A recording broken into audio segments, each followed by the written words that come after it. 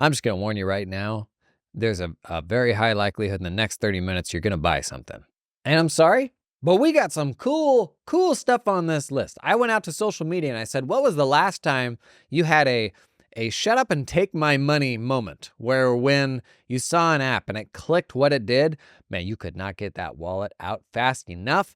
I still remember what I think my most recent one was, but over 100 people chimed in, 100 accountants sharing their last shut up and take my money buy. I picked out my 17 favorites. I guarantee you have not heard of half of these, even if you are a super app nerd. Bunch of interesting new stuff here. Come on in, let's get soups distracted today, okay?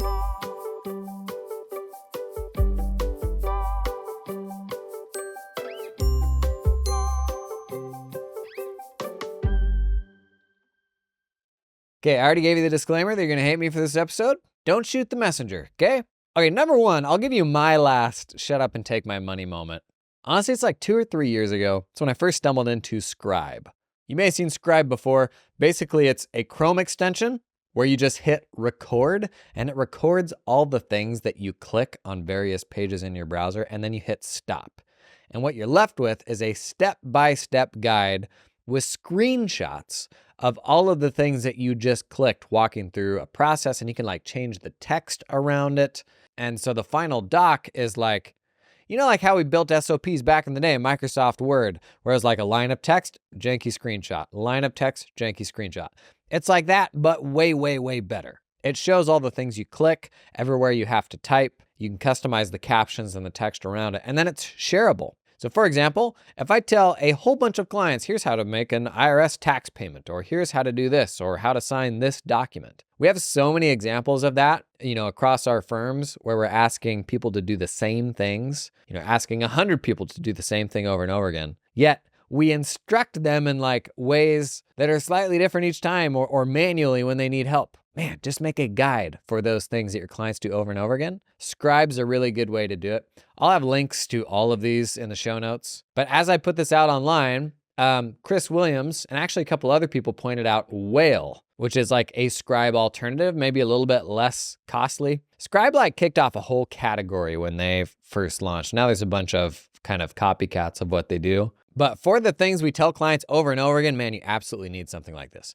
Related, Text Expander. Katie Ayer, is it Katie Ayer or Katie Ayer? I'm sorry, Katie, I should know this at this point. I've known you for years. She called out Text Expander. Along the same lines as Scribe or a tool like Scribe, Text Expander, super, super helpful because we communicate the same things over and over again. Like if we're doing deliveries, if we're asking questions. And Text Expander is fundamentally just reusable snippets of text. Think about what are the repetitive things you do, delivering a set of financials each month, delivering a tax return, stuff like that. Anything that you do to a bunch of clients. Text Expander gives you canned text that you can reuse for those deliverables, and you can even share it across your team. So you can have like an agreed upon messaging for how we're supposed to do certain things across your team. So you get more consistent messaging there. I believe the way Text Expander works, is it a Chrome extension? Because it works across like everything that you do. Oh, dang. It is a Chrome extension, but it's also a standalone thing that'll run on your machine. So that anywhere you're typing text, basically there's a shorthand, like you assign a label to some canned text. So you type that little shortcut, like here it has an example, semicolon FW sales. You type that shortcut in and then it expands that text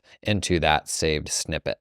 And if you want to put a hat on a hat here, that saved snippet could even include a Scribe link. Pretty sick productivityception there. Okay, number 3, this was from Hatfield's Mama CPA on Twitter. My Task LMS. So it's a learning management system that's got a whole bunch of training around like accounting and tax concepts. And it said this was really helpful for them because they're bad at developing training internally. Preach. I was awful at this, especially around technical stuff where it's like, I'm not going to build technical training for how to do accounting or tax or something like that from scratch. Like there's got to be a bunch of good versions of this on the shelf. And for whatever reason, this was a really hard thing to find. They're using My Task LMS for this. They said it's greatly improved how they standardize training for folks on their team. Put a link in the show notes to that one, like all the others. Keith Kenez called out Motion. Okay, these are interesting to me. I haven't yet played with them. Use AI to plan your work automatically. It's one of these apps that like scooches things around on your calendar and like prioritizes for you the stuff that you've got to knock out. And I'll be honest, I've had problems like ever trusting something like this, which is why I haven't dipped a toe in the water. Keith's review though is glowing. Says it's my best kept secret, 100% efficiency increase and 100% anxiety decrease. Better than pills. Okay, good. When I know all my work is meeting all my deadlines. Anything I have to do goes in there with a time, importance, and due date. And it builds my day around my calendar appointments. Helps me stop overpromising when overloaded. And when things go off the rails, it simply rearranges the day for me. Pretty cool. Particularly if you're like you struggle like I do with prioritization across a bunch of different channels. My wife just told me to do this, but my colleague just told me to do this, and my employee just told me to do that. Somebody run the numbers for me on that one, okay? Because some days I just don't know who I'm working for. Go high level. Fifth app here. I've actually heard about it like from 3 different people independently in the last week. It is like all of the marketing software you need kind of rolled up into a single system from like top of the funnel to bottom of the funnel. It even is like a website builder, a form builder. You do online like meeting scheduling, email campaigns, even like free and paid courses. Like it seemingly just does a whole ton of things. The landing page is kind of janky, but I keep hearing from different people that they absolutely love it. And it like consolidated all their marketing stuff into a single app. It's called High Level. Websites go high level. If you have used this, drop a comment. I can't tell if it's something really new and exciting or I'm just the latest MLM. This episode is sponsored in part by LiveFlow. LiveFlow puts your client reporting on autopilot because you can sync any old report out of QuickBooks to Google Sheets or Excel. I say any. Every report that I've ever tried to run from QuickBooks, you use LiveFlow to sync that report out to your favorite spreadsheet app. But then that's just where the fun begins. You can like move stuff around, like move the cells around and they'll continue syncing from the accounting system. You can use a different sheet and point to the cells in the report. So you can build your own like custom reporting suite that's actually being fed live data from QuickBooks. And it means whatever reporting that you are running for your clients, LiveFlow is going to support it. Even if it is just like boring old balance sheet, boring old P&L, whatever, sync those into specific sheets in a workbook, but then like build your own like KPI summary or aggregation of like, the most important things that you want your client to pay attention to. All of that inside of a single Excel workbook, Google Sheets, whatever you want. And it means you're not subject to just the reports that QuickBooks will run. It means you can get people access to information without them having access to the QuickBooks file. See where I'm going with this? A lot of helpful things you can do with that. Just getting them access to like part of your QuickBooks data. Sync it out to a spreadsheet, just give them access to the spreadsheet. LiveFlow is the peanut butter to your QuickBooks jelly. Ooh. And they even do consolidations now. Roll up a whole bunch of different companies with different charts of accounts. Handles it pretty well. Learn more about LiveFlow, check out a link in the show notes. Today's episode, sponsored in part by Uku. Have you ever been frustrated with the state of billing and practice management systems? How the features usually there are pretty light and obvious, and honestly, sometimes it's just like don't even do what you need it to do. So you got to run this whole separate billing tool alongside your practice management system.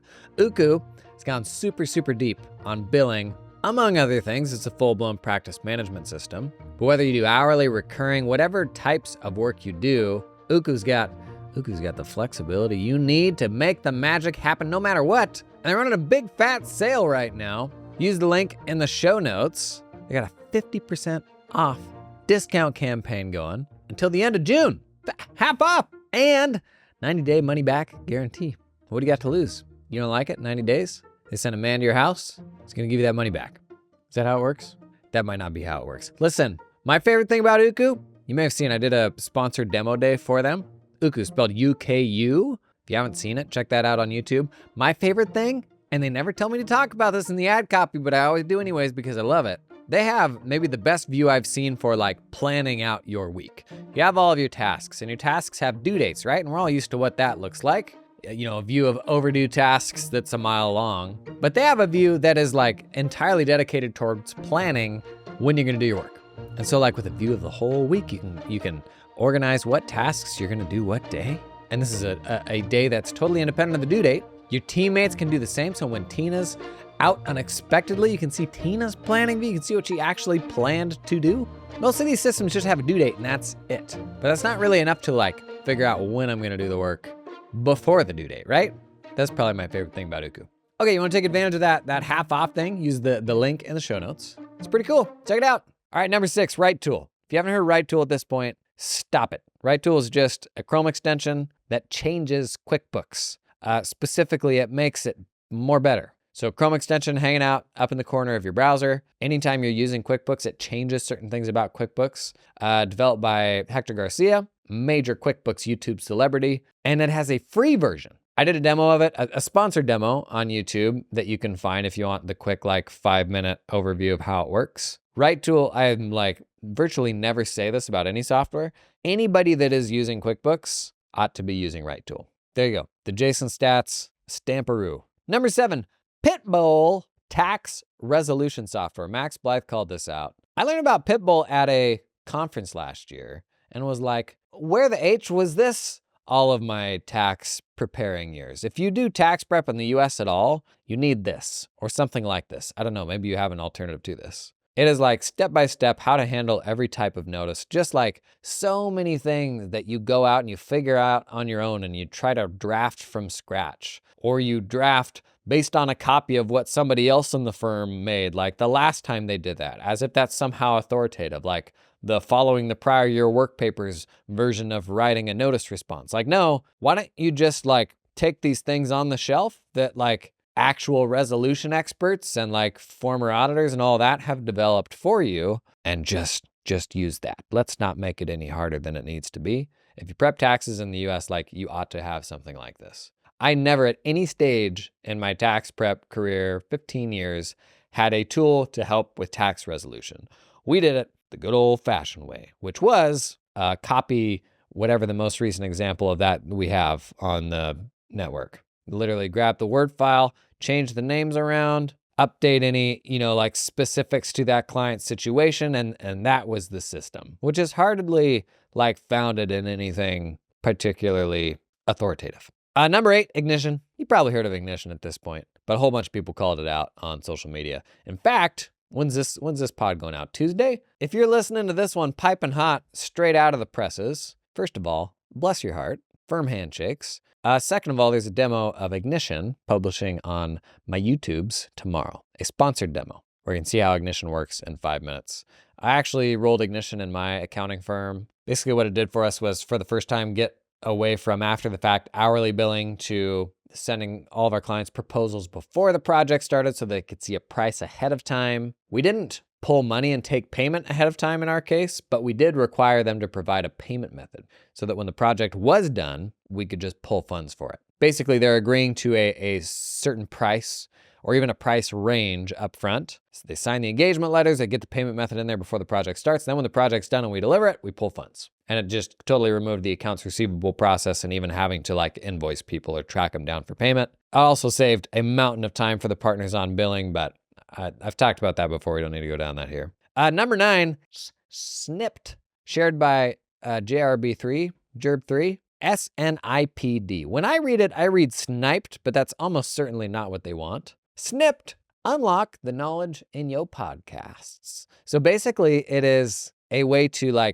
make a note and make highlights in a podcast, which if you are like me and you try to capture your favorite bits from books and stuff like that, this has been largely solved if you're reading from a Kindle or reading on a web article online or something like that. But listening on a podcast, if I have, 800 pounds over my head that I just clean and jerked, but then somebody says something compelling in a podcast through my AirBob, what do I do at that point to capture that? That's the problem with podcasts. How do you do podcast highlights in the same way that you would highlight in a book? Snipped here is presumably the solution. Kind of the bummer is that it becomes your podcast player, which I really like the podcast player I have right now, and it has all my listen history and all that. So it just requires going to a different player. The really nice thing that it does is it integrates with our 10th app here, Readwise. Rami Zaki.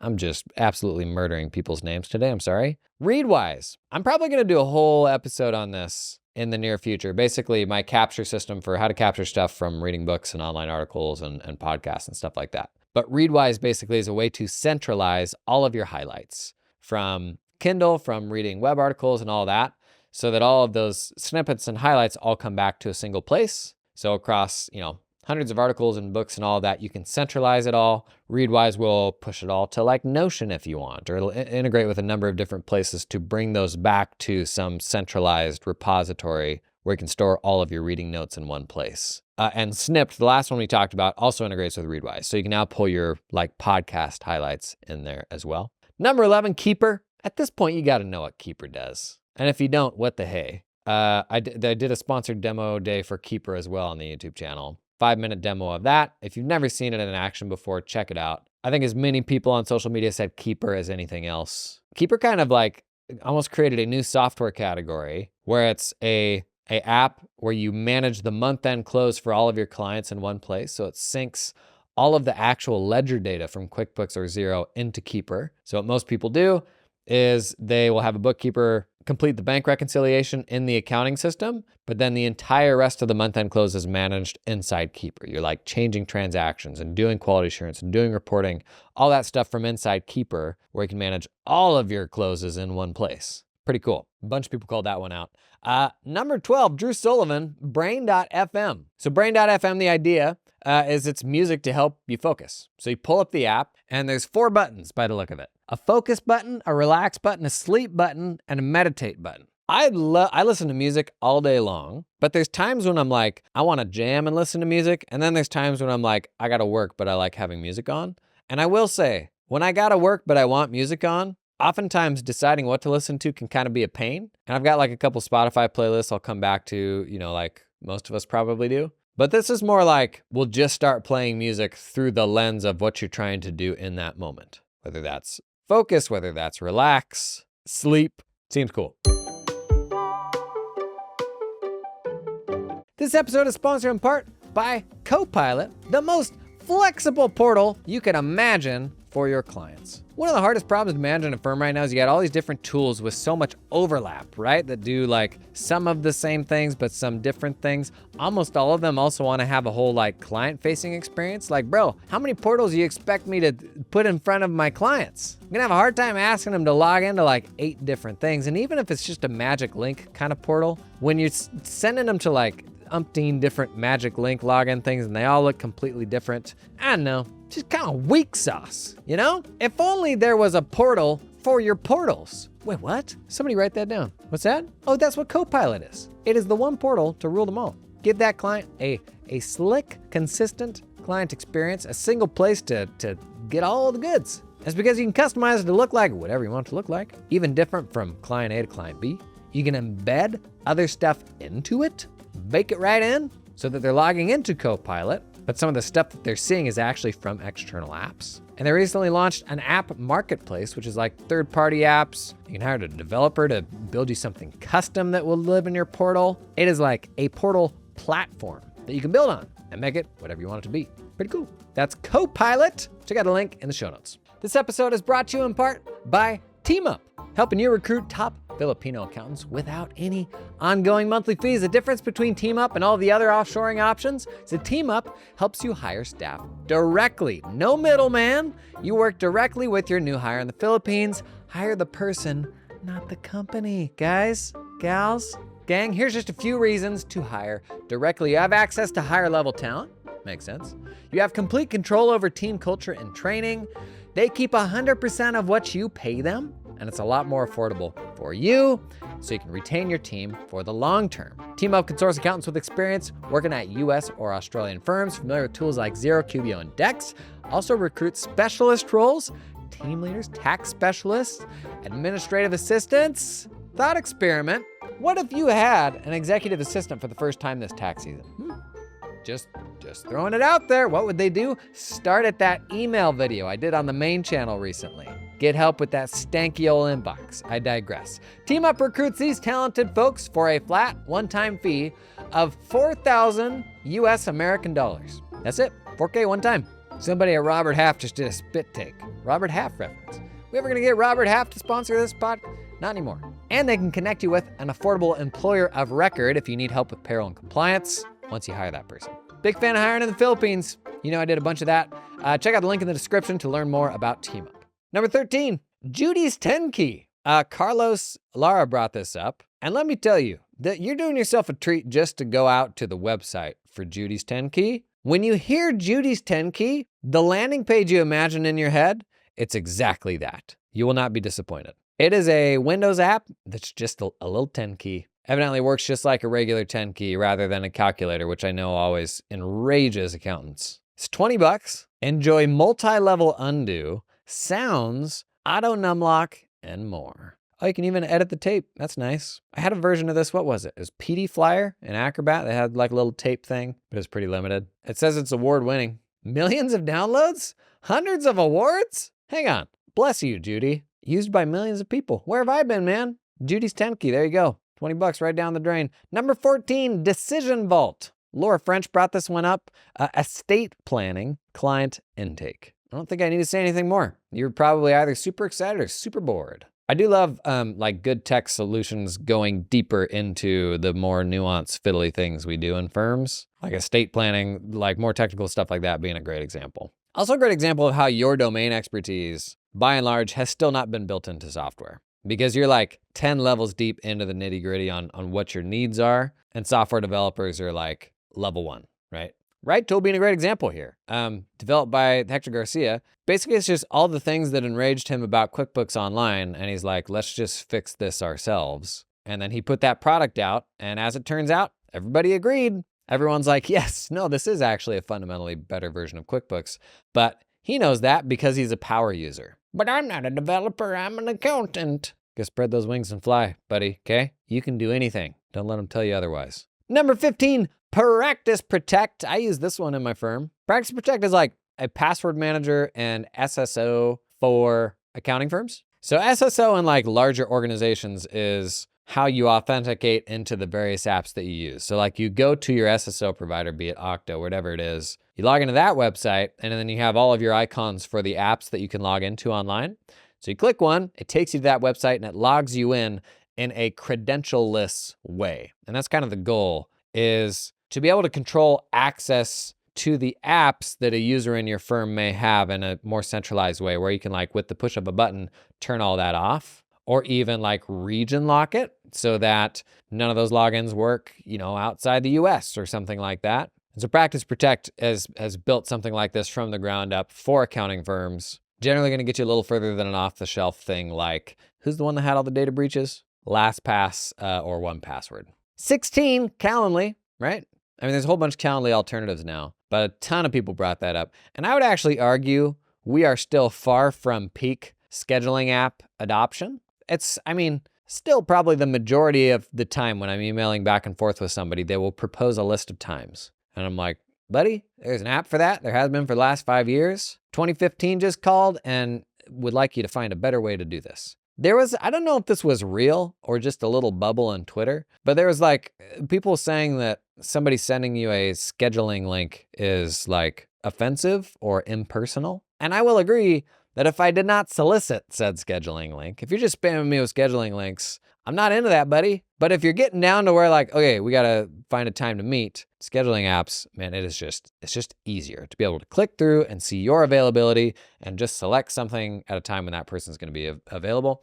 Calendly also recently rolled out like voting for times if you have a whole bunch of people. I used Doodle for this in the past, but now Calendly has this built in if you need to get a bunch of folks to like vote on the times that are options that they are available. So let's say you got to get, 6 people to commit to a time. Because that scheduling app isn't connected to everybody's calendars, it can't see all that stuff and do it automatically. And so this like meeting voting sort of thing lets each person select from a list of possible meeting times which times they could meet. And then once the last person has done it and everybody has voted, it'll grab a time that everyone said they were available and then send out a meeting invitation to everybody automatically as soon as that last person comes in and votes. Scheduling stuff with a whole bunch of people, a whole bunch of grownups is just the most frustrating thing ever. Because as soon as the first person gives their availability, the next minute it's out of date.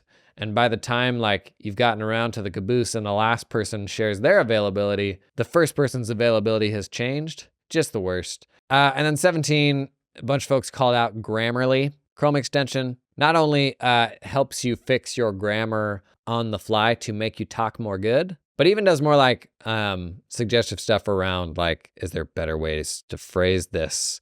Is this kind of a weak sentence? What's your tone? Are you being a big softy, big pushover? Are you being a big jerk face? It helps you identify stuff like that too. So some of those you've probably heard of. A good chunk of them I guarantee you have not before. If you have a glowing endorsement for any of these apps, drop it in the comments. But also, if you did get suckered into buying something today, I want to know about it. Pop that baby in the comments. Whether you're spinning up Pitbull for tax resolution, you're going to let AI schedule your calendar with motion. How do we feel about that? I don't know. I'd like to hear from more people on that one, what it does and doesn't do for them. So there you go. I'm very sorry. There's 17 apps to go waste the rest of your day on. And if you've recently had a shut up and take my money sort of moment, call it out in the comments. Love to hear about it. Maybe we'll circle back to a few more of these on Friday. That's all for today. Thanks for coming and hanging.